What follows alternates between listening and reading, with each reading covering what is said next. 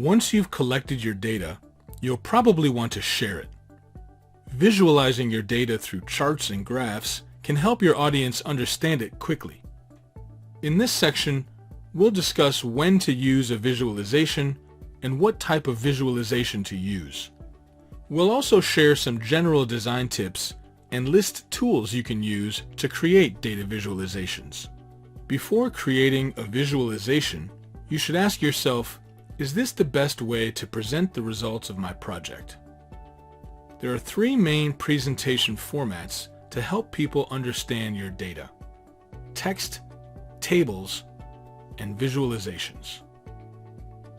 If your conclusions can be easily explained in a few sentences, it's probably best to share them using text. If you want people to be able to clearly see specific values, it may be best to display your data in a table. If you have more complicated data and you want to show trends and proportions, then a visualization may be the best option. And even if you decide that a visualization is useful, then it should be accompanied by an explanation that helps your audience understand and interpret it. Data visualization, at its most basic, shows data relationships through visual images. Even a spreadsheet is a visual representation of data.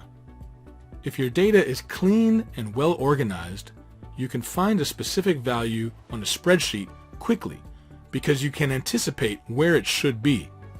Visualizations use multiple characteristics to express data relationships. Position, or the changes in location as on the X and Y axes. Size, such as the length of bars on a bar graph or the size of wedges on a pie chart. Color, which helps show individual pieces of data. Slope, such as on a line chart that help describe direction and trends. And sometimes shape and texture.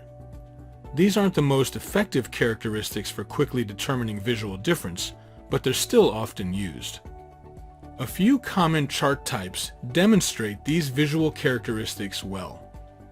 As you think about the purpose of your visualization, consider what you want people to learn from your data, and then choose a chart that meets this goal. A pie chart is a circular graphic that's divided into slices to show relative proportions. Use these when there is no overlap between categories and all your portions add up to a whole. For example, Clarice could use a pie chart to show the number of bins in a store selling apples, oranges, carrots, and broccoli. A bar graph is a good way to compare amounts across different categories. Clarice might use this to show the most and least commonly available fruits in her neighborhood.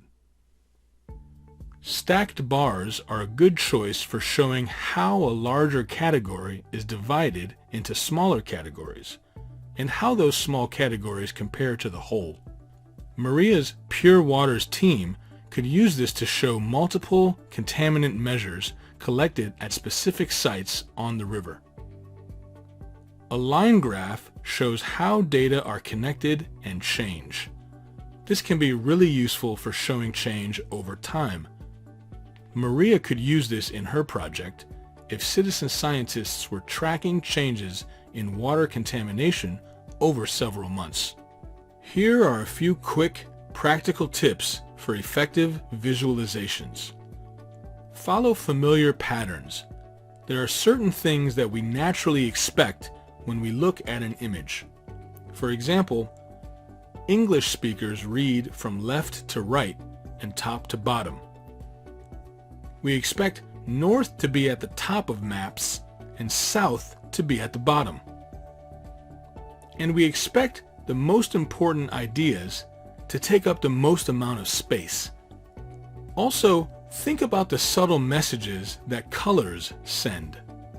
What comes to mind when you see the color red? Stop signs? Fire alarms? Heat? How about blue?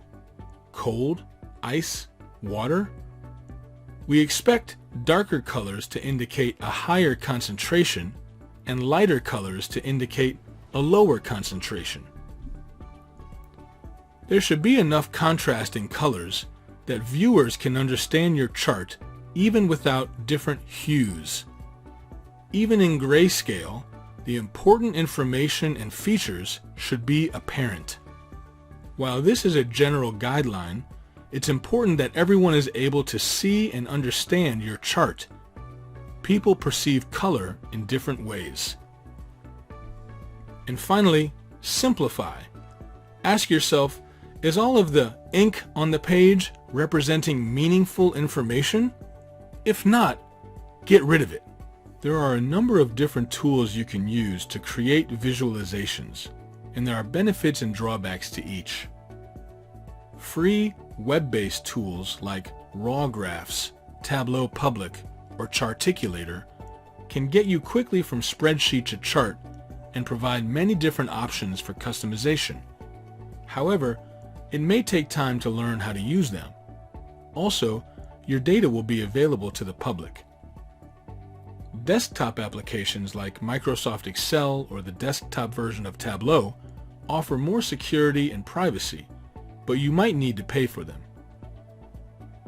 Programming languages like Python and R also provide security and customization, plus they help to more fully document your data wrangling processes.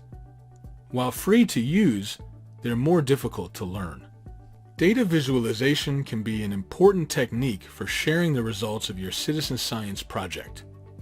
While the amount of readily available data visualization tools and tutorials might be intimidating, it's important to keep in mind that effective data communication is built on a few key principles.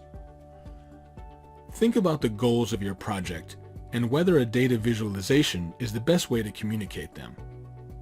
Consider the time available and the skills of your team.